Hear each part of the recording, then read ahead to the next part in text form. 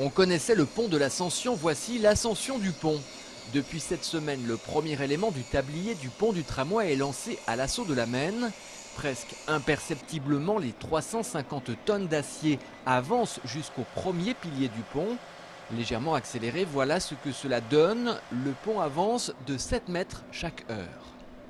L'ouvrage glisse sur des patins en téflon qui sont lubrifiés et à partir de là l'effort de traction est assuré par le treuil que vous voyez derrière là. Le treuil développe 3 tonnes, mais grâce à un système de mouflage, l'effort est démultiplié. Il atteint 35 tonnes, de quoi faire avancer l'ouvrage. Sous le tablier, l'effet est garanti. On est ici dans un mécano géant où la précision est la condition principale pour un bon assemblage. Ce qu'il faut faire super attention, c'est que regardez que l'ouvrage garde sa ligne droite en fait, qu'il ne part pas de travers et qu'il reste toujours dans sa ligne droite. Donc on contrôle régulièrement l'ouvrage, savoir s'il va bien droit en fait et il reste bien dans ses guidages. Les amateurs présents sur place sont appréciés. Mardi soir, les 50 mètres du premier élément du tablier ont atteint leur but. Désormais, le second élément va être assemblé sur la rive. Il sera ensuite poussé jusqu'au premier auquel il sera soudé. Et ainsi de suite, il faudra à chaque fois pousser plus, jusqu'à 2000 tonnes, une fois le tablier réalisé au complet. Fin de l'opération en octobre pour un tablier qui sera d'un seul bloc. Le RSA, le revenu de solidarité active, c'est pour très bientôt en Maine-et-Loire. Ce dispositif, qui sera piloté par le Conseil général, entrera en effet en vigueur le 1er juin prochain dans notre département. Ce matin, il a officiellement été présenté à différents partenaires.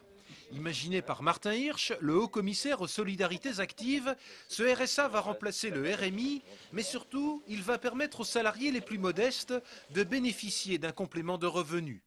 Exemple avec cette famille de 2 enfants qui vit avec un seul SMIC et qui pourra désormais compter sur 212 € supplémentaires chaque mois. Deuxième exemple avec cette femme seule, salariée à 3/4 temps, touchant 800 € et qui élève seule son enfant de 2 ans. Elle recevra chaque mois 200 € de complément. Il y a aujourd'hui, en gros, 15 000 personnes qui sont concernées par des minima sociaux. 12 000 par le RMI et 3 000 par l'allocation de parents isolés. On va passer de 15 000 personnes qui bénéficient d'un dispositif à 35 000 bénéficiaires dans le département du Maine-et-Loire. Ce sont les CAF, les caisses d'allocation familiale, qui vont être chargées de constituer les dossiers pour les salariés les plus modestes. Et apparemment, tout sera prêt pour début juin. C'est très difficile de prévoir exactement les flux d'accueil qui vont être générés, mais on s'est organisé pour renforcer nos accueils physiques et téléphoniques et nos potentiels de traitement de dossiers pour pouvoir être prêts pour l'échéance de juin 2009. Pour vous informer sur ce dispositif, 2 outils sont notamment à votre disposition. Le site internet rsa.gouv.fr ou le téléphone au 39 39. Moi je fais du rugby en ce moment. Faire du sport avec un handicap, c'est possible et c'est ce que prouvent tous les 2 ans les Jeux nationaux de l'avenir handisport. Pour la première fois, ils ont lieu à Angers les 3 prochains jours. Pour l'occasion, plus de 650 jeunes sportifs handicapés sont venus de toute la France se confronter les uns aux autres dans 15 disciplines. Du sport très classique comme on peut le pratiquer étant valide, de l'athlétisme en passant par la natation, du tir à l'arc, du tennis de table.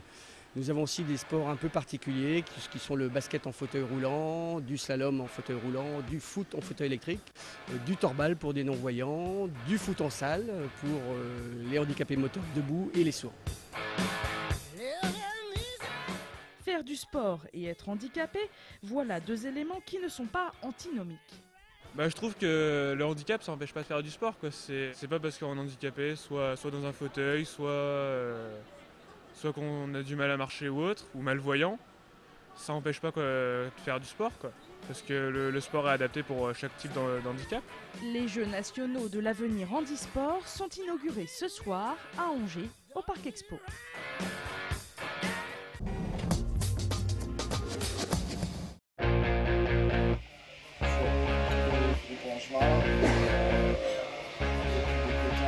C'est le 17e numéro. Calibre, le magazine des étudiants angevins, fête en ce moment le 4e anniversaire de sa création. Et pour l'occasion, le bimensuel gratuit a voulu faire un cadeau à ses lecteurs. Une compile de 5 titres pour découvrir quelques-uns des groupes qui font la scène musicale angevine. Notre travail, nous, c'est d'informer les gens sur l'actualité, la culture des associations à Angers. Maintenant, c'est vrai qu'on s'est dit, arrêtons peut-être de parler musique et peut-être passons de l'autre côté pour en faire écouter. Et pour éditer ce CD tiré à 8000 exemplaires, Calibre a travaillé avec une nouvelle association, Angers Calling, qui entend donner un coup de pouce aux groupes locaux qui peinent à se faire connaître. On a l'impression qu'il y a une scène locale qui a d'immenses qualités et que les gens sont pas forcément conscients de ce qu'ils ont à côté de chez eux, vont chercher ailleurs. Alors c'est pas non plus, on ne veut pas se refermer sur Angers, mais c'est au moins déjà de faire connaître ces groupes-là dans leur propre ville. Et donc, sur le premier volume de ce qui se veut une série, Angers Calling passera du rock à l'électro et au hip-hop et permettra d'écouter Jack, Machiro, Hip Hop Canou, Arnaud Gonzalez et Misty Sox. Le CD sera distribué avec le dernier numéro de Calibre. Fer de lance sur les buis, on marche droit. Dernier moment de répétition ce matin à l'École nationale d'équitation de Saumur. Et appuyez pour reformer sur la ligne du milieu. Ce week-end aura lieu le Printemps des écuyers, un spectacle réunissant ce qui se fait de mieux en matière d'équitation. D'un côté, le cadre noir, de l'autre, l'école portugaise d'art équestre.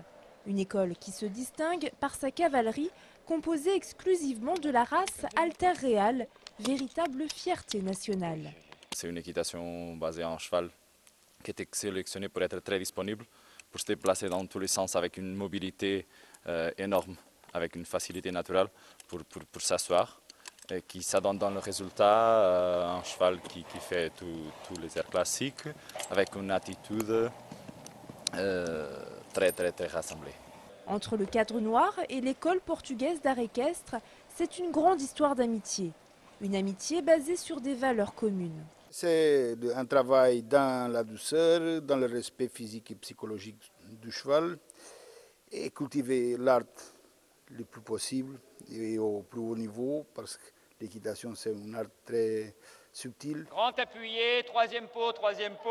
Un art subtil à découvrir ce week-end à l'occasion du Printemps des écuyers.